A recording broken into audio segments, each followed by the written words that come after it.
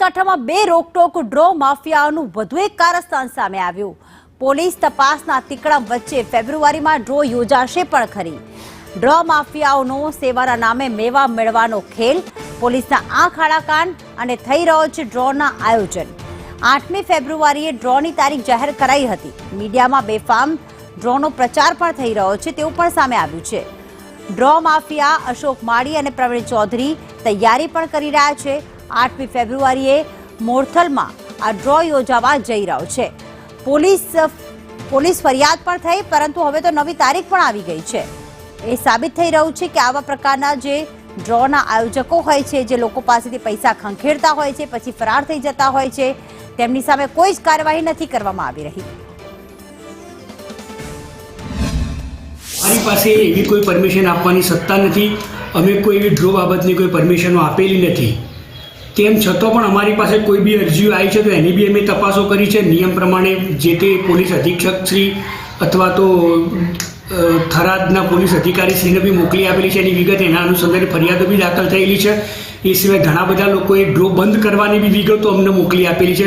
એ પ્રમાણે એ લોકોએ ડ્રો બંધ કરી એની બી તપાસો ચાલુ છે। આવી કોઈ બી તપાસો અમારી પાસે જેટલી બી આવશે તો એની નિયમ અનુસાર ગુજરાત પબ્લિક ટ્રસ્ટ એક્ટની જે અમને જોગવાઈ જેની સત્તાઓ મળેલી છે એની સત્તાની યોગ્ય તપાસ કરી નિયમ અનુસારની કાર્યવાહી કરવા માટેની ભલામણ છતાં કોઈ છેતરપિંડી કરી નથી કે કોઈને ફોર્સ કર્યો નથી કે તમે કૂપન લો એવું।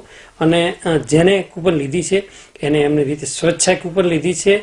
અને જેને ઇનામો લાગ્યા છે 3 ડ્રોમ થઈને 2500 વિનર છે, એમનો પીડીએફ મેં માર્કેટમાં પણ મૂકેલો હતો। અને બધા સેક્શન 4 મુજબ એક કોગ્નિઝેબલ ઓફેન્સ છે જેમાં પોલીસ પાસે ડાયરેક્ટલી ફરિયાદ કરવાની સત્તા છે અને આરોપીને 3 વર્ષની સજાની જોગવાઈ છે અને એમને ફાઇન પણ થઈ શકે।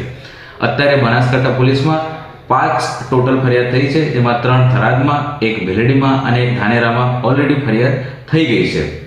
એમાં 3 વર્ષની સજાની જોગવાઈ છે। તો હું બનાસકાંઠા પોલીસ વતી અને ગુજરાત પોલીસ વતી તમામને અપીલ કરું કે એવો કોઈ પણ નાગરિક લકી ડ્રો અથવા તો મની સર્ક્યુલેશન સ્કીમ્સની લોભ અથવા લાલચમાં આવીને એવું કોઈ પગલાં ના લે। ધવલ અમારી સાથે જોડાઈ ગયા છે। ધવલ, એક તરફ કહેવામાં આવી રહ્યું છે કે આવા ડ્રોના આયોજકો સામે 3 વર્ષ સુધીની સજાની પણ જોગવાઈ છે, પરંતુ બીજી તરફ આનો તો ખુલ્લેઆમ પ્રચાર પણ થઈ રહ્યો છે અને આયોજક ખુદ કહી રહ્યા છે કે લોકોએ પોતાની મરજીથી આ ફોર્મ ભર્યા છે। શું વધુ વિગતો?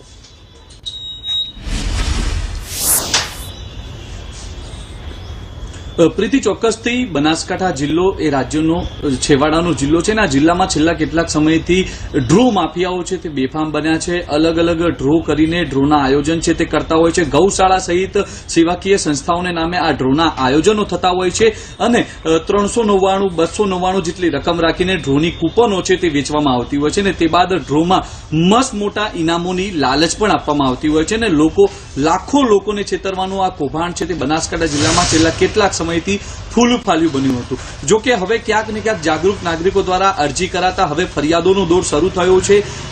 થરાદ વિસ્તારમાં એક ફરિયાદ થઈ હતી ડ્રો માફિયા અશોક માળી કે તેની સામે ફરિયાદ થઈ હતી। તે બાદ અશોક માળીની પોલીસે અટકાયત પણ કરી, પરંતુ તેના જામીન લઈને જે અશોક માળી છે તે છૂટી ગયો હતો। જો કે તે બાદ ધાનેરાના વાલેર ગામે જે ફરિયાદ થઈ હતી, વાલેર ગામે જે ડ્રો યોજાયો હતો 6 માસ અગાઉ, આ ડ્રોમાં મોટી છેતરપિંડી થઈ હોવાની ધાનેરાના પૂર્વ નગરપાલિકાના પ્રમુખે એક અરજી કરી હતી જિલ્લા કલેક્ટર અને જિલ્લા પોલીસ વડાને અરજી કરી હતી। જો કે અરજી બાદ કોઈ કાર્યવાહી નહોતી થઈને તેને જ લઈને સંદેશ ન્યૂઝે એક અહેવાલ પ્રસારિત કર્યો હતો। જો કે તે બાદ પોલીસ તંત્ર જાગ્યું ને ધાનેરા પીએસઆઈએ ખુદ ફરિયાદી બનીને અશોક માળી સહિત પ્રવીણ ચૌધરી પર ગુનો તો દાખલ કર્યો છે, પરંતુ હજુ સુધી પોલીસ છે તે અશોક માળીને ઝડપી નથી શકી અને તે પહેલા જ અશોક માળી હજુ પણ એક ડ્રો યોજવાનો છે।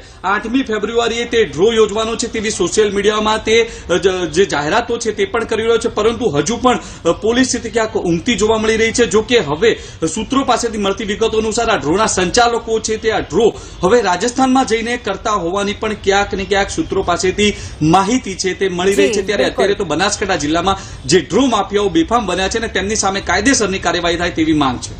આભાર ધવલ તમામ વિગતો માટે।